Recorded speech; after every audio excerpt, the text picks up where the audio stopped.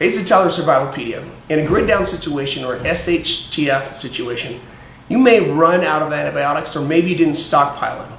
So we're here at the Whole Health team with Jason, and we're going to talk to you about natural remedies that are a solution to that problem. So stick with me. So my name is Jason Hone. I'm a nurse practitioner and a master herbalist. One of the things we're going to be talking about today are some natural antibiotics that we can make a big difference with when you don't have access to real antibiotics. Real antibiotics. What are real antibiotics? So those would be like penicillin, cephalosporins, doxycycline, mushroom and fungus that will eat bad stuff that grows in us. Basically, yeah. and yeah. So they're just concentrated natural herbs and so forth. In a lot of cases, they are concentrated from, for instance, quinolones you can get from grapefruit peels. Granted, you got to be careful with those, but you got to be careful with all. You got to be careful yes. with all of them. So. Some of the ones we're going to talk about today are very useful. Some of them are very fast acting, and some of them don't really have too much of effect, but have a big hype in the media.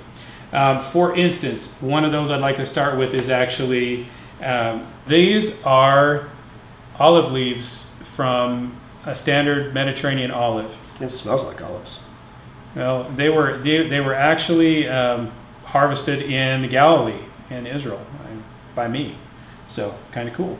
But you hear a lot. It costs you a little more to have them go get it personally. Yeah, probably. But olive leaf extract has been really big in the media for a while. There are a couple drawbacks to that. Yes, it will kill all kinds of stuff. The downside is the proteins in your blood neutralize anything that you take in 40 minutes or less.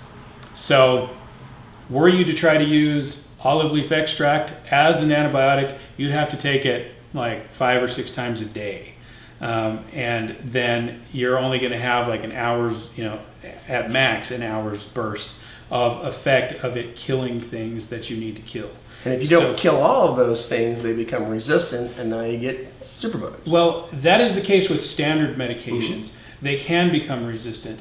But what we find with a lot of the natural compounds is they're not able to adapt. They're not able to overcome some of those constituents that are present in some of these natural compounds. Awesome. So we're going to talk more about some of these others, some that have been used for thousands of years. For instance, sage, Salvia officinalis, rubbed sage, like what you use on your turkey. My little kids call it the bum wiping plant because it is antimicrobial. Not this one, but just smell that. Oh yeah. So it is. This is an incredible, valuable herb. It's in everybody's culinary herbs, but it is so strongly antimicrobial that a tea made from this is considered anti-malarial. Now, malaria is one of those bugs that is super hard to kill. It's been a problem for millennia, and this is one of those crazy herbs that is actually strong enough, if taken like an antibiotic consistently throughout the day. So say you have a glass of tea made from this, and so that would be like a teaspoon in 8 ounces of water, and then sweetened with some of your good raw honey that you're going to be stockpiling. But then taking a glass of this tea 3 or 4 times a day is going to have that effect to help kill those bugs that would cause even malaria. But it is antibacterial to on a very large scale. It kills Pseudomonas, kills Streptococcus, it kills several other bugs that are very common, including Mycoplasma pneumonia, which is one that we see a lot. But that's specifically for community-acquired pneumonias in certain populations. But sage is easy to get. You can buy it at your standard grocery store. It's one that I strongly recommend that you have. Another one that grows in much of the United States is Oregon grape. And bitter, nasty tasting grape. Yes, but if say you're out long term and somebody you're with decides that they don't want to wait to boil some water, and they just go drink out of the stream and happen to get the hurdy squirties. Exactly. You can even mix these two. Yeah, well, you have to be careful mixing some of the antibiotic herbs, but this one right here, you can take Oregon grape, especially the yellow part. If you can focus here with that camera a little bit, Tyler will get your help on that one. Go for it. But that bright yellow in there on the cambium layer is very rich in a compound called berberine sulfate. And berberine is a very strong natural antibiotic. It is equivalent to a doxycycline in coverage. So it kills both gram-positive and gram-negative bugs. But if somebody were to get Giardia, you can make them a very strong, bitter, nasty tea out of this. And it is very strong. Hopefully that kills it off before it puckers their infests you. face like, Yes. there's serious pucker power there. Yes. But it will kill Giardia in the field, which I've actually used. I do a lot of wilderness medicine, and I have used that in the field to get rid of all those symptoms. And when we got back, the individuals tested negative for Giardia. So kind of cool. Moving on over here just a little bit. We've got Japanese honeysuckle. So across the United States, Japanese honeysuckle is considered an invasive weed in 26 states, and more probably soon. But Japanese honeysuckle is considered one of the 50 most potent herbs of Chinese medicine. And interestingly, a lot of the stuff that we have that is very nutritious and valuable as far as a natural herb is considered are weeds. Dandelion. Just a second, my brain's pulling this one up. Yarrow, Yeah. plantain. Dandelion, yarrow, plantain. What's the other one? Purslane. Purslane's phenomenal. And it is almost impossible to eradicate out of your yard. Well, Right. if you harvest it enough, you can. I can. You gotta I can kill vouch it for enough. But- Kill it before it makes the seeds. Well, we pick it to use in soups and stir fries. It's very, very delicious, and was actually brought to the Americas by the Chinese, For by the Chinese that use. immigrants for use in stir fries And and soups. if you look these plants up, I'm willing to bet you money almost everyone watching this video has one or more of those growing in the yard right now. Oh, absolutely, Yep. absolutely. But Japanese honeysuckle is considered a invasive species in the United States. That being said, we also have this wonderful invasive thing called MRSA everywhere. I have used Japanese honeysuckle on patients internally and topically to get rid of MRSA infections, even in diabetic patients who surgeons and wound care docs had given up on. It is incredibly effective, and as I mentioned, it's considered one of the 50 most potent herbs of Chinese medicine, used specifically in ancient times to reverse sepsis. Now, we don't even have medications that can do that in a lot of cases, and especially we don't that don't have any negative side effects. Japanese honeysuckle doesn't have a toxic limit. How would you take that? Well, As you a tea? see how there's 8 leaves on that little section right there? The dose that I have actually used to eradicate serious infection, in one case with a 16-year-old patient who had sepsis due to a kidney infection. In 3 days, but her mother, I had her mother give her 8 of those leaves 2 times a day, and she likes shakes, so she just blended them up into shakes. But she did that for 3 days, morning and night, and complete reversal of symptoms. So, but I have used this for osteomyelitis with severe bone infections in diabetic patients with complete reversal. It is an amazing plant, and it's one that I think everybody ought to grow in their yard or know where to source in their local area. At least know what it is, because this looks a lot like some other poisonous plants you don't want to confuse it with. That's true. Yep. But it's Latin name Lonicera japonica. It has a few subspecies as well, but it's commonly grown. It's sold by nurseries. It's grown in a lot of gardens.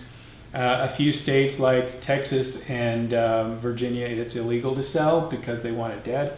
But realistically, you can go out and find it in mass in any of the forested areas. So I would strongly recommend getting to know this plant. Here I have actually tinctured some, where you take some of the herb and you add it to, I'll let you do that part, where you take some of the herb and you add something to extract the properties with it. This one is using a 40% alcohol. Others, you can use 100%, so some people will use vodka, some people will use Everclear.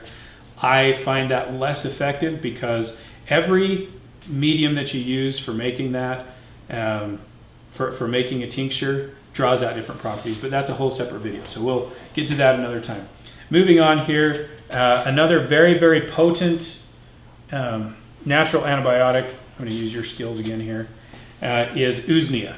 So Usnea, also called old man's beard, and there's an example right there in Tyler's right hand. Also good for starting fires when it's dry. When it's really dry, yes. When it's wet, it's like a sponge. Correct. But Usnea grows in the high mountains, especially in the Pacific Northwest. These are from actually up on Nicole Pellion's property. Okay. She was kind enough to, she was kind enough to share that with me. Yeah. But Usnea can be used as a very, very strong natural antibiotic. Again, similar in cross-spectrum coverage to doxycycline, like our berberine sulfate from Oregon grape.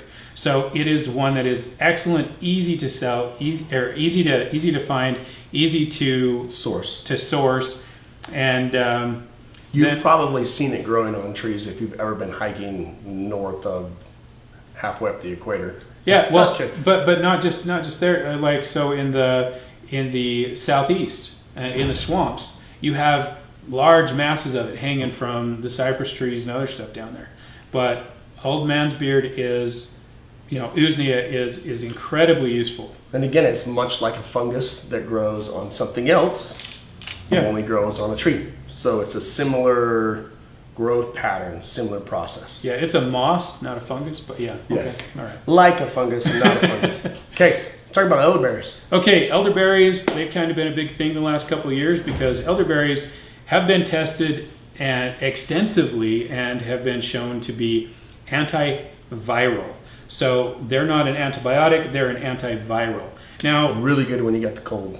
Yes, because, well, they do several things with disrupting their viral ability to replicate, as well as actually attacking the multiple aspects of how those viruses function. But in trials, it was actually 100% effective at killing H1N1, which, it's phenomenal. That's a pretty big deal. Yeah. You can tincture this stuff, you can make teas out of it. There's a warning though. Don't add the tree limbs to the berries. Well, and not just that, but any of the stems or leaves, and you also want to be careful on using elderberry extracts and really any berry extract, any of the elderberry extracts are usable that way. So even in a syrup or a juice or, any of those are going to be useful. But there's a caveat to that. Any women who are pregnant or might be pregnant or are nursing, but particularly pregnant, that's what we're worried about.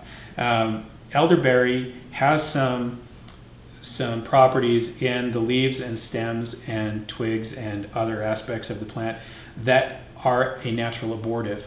And so you have to be careful with use of elderberry extracts for those who are pregnant. So just the berry too. Just the berries. Always stay away from that stick. Yep, exactly. Okay. Yarrow. Yarrow is a very well-known mild antibiotic. It's more effective on gram-positives than on gram-negatives. So we're talking like streptococcus, so your strep throat and things of that nature. It will help. It will fight that. And you probably do have this growing in your yard as well. Or in your area. So having lived all over the world, I can tell you that I have found it on the 5 continents that I've been to. I haven't been to Australia yet. Yeah. So. Maybe. But you can find it all over the world. Sage, you can find all over the world. It's used in Africa. It's used in India to treat malaria. It's part of Ayurvedic medicine. It's part of a lot of traditional medicines. It's even found and different varieties of it in Central and South America. Japanese honeysuckle grows all over through Asia, in the Far East, in Europe, where it was introduced as an ornamental, across the United States, anywhere people have lived.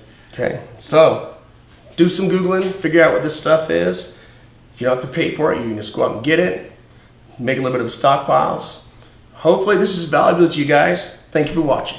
It expounds a little bit more in the Survival MD book. If you're interested in that, go check it out, and thank you for watching.